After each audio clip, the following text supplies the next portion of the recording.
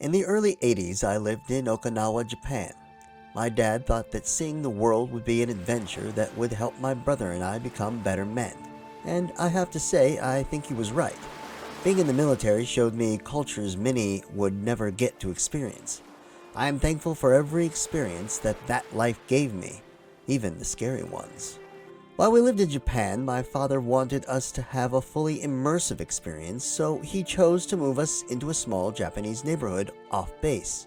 We lived in a little house at the top of an enormous hill in a cul-de-sac that overlooked, I kid you not, part of a huge zoo and, on one side, a fairly large cemetery.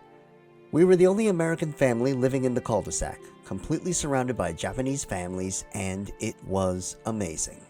The kids loved us, and although we couldn't communicate through language very well, we understood each other perfectly. Well, most of the time. Opposite us was an older couple, with a lush garden surrounding their property. The older woman wanted us to call her Mama-san. She was so welcoming and generous, as was everyone else, actually. One evening, Mama-san had asked me to come visit her alone. She took me to the back of her garden and sat me on a thick wooden bench and told me she had a story to tell.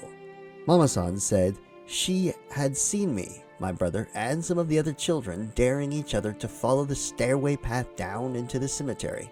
The path from our little home area down to the cemetery consisted of hundreds of steps, many broken or cracking.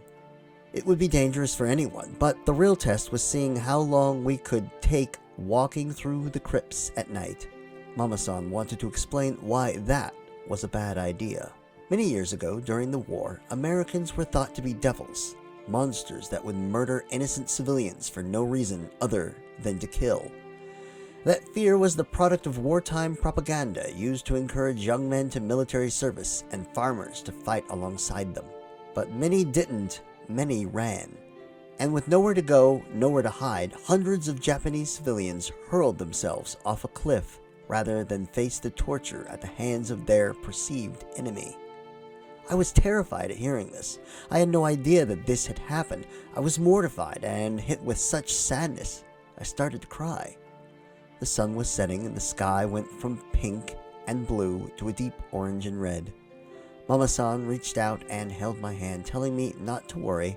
This was in the past, and the past is something we must always remember, so we never go back. She went on with the story. One young woman had followed through with the sacrifice with her 2 children, but she survived the fall.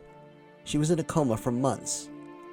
When she did regain consciousness, she was horrified to realize she was not with her children. They had been buried somewhere in that cemetery below, in an unmarked crypt that held many others. The woman would spend days and nights searching the cemetery, crying in pain.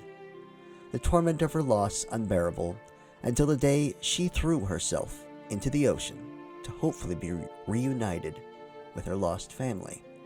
But they say she never found her children. Her act of suicide doomed her to purgatory. She would remain tortured for eternity. The sun had disappeared. The cemetery down below now was dotted in inky blackness, the main path dotted with dim, broken lights. Mama-san continued.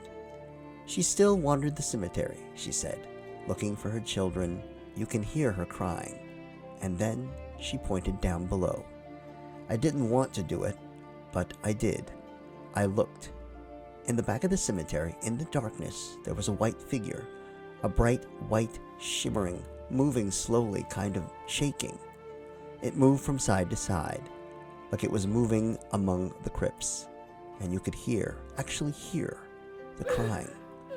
Softly at first, but then low moans and whimpering of pain as it got closer.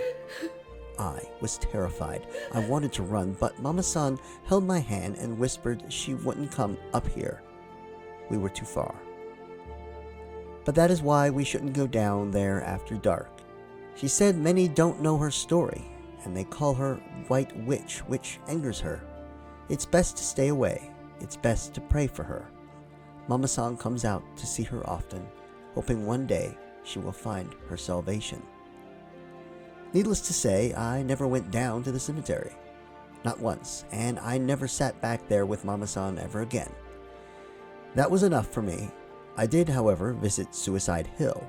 It's called Peace Prayer Park now, out of respect.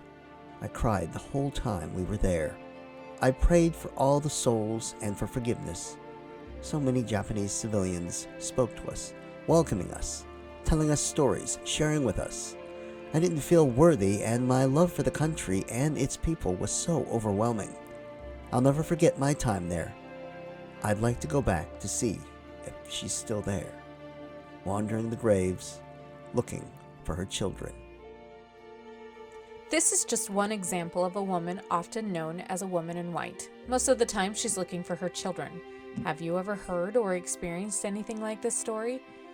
And if you've been in Okinawa, have you heard of the legend of the White Witch at this specific cemetery? Comment down below and let me know.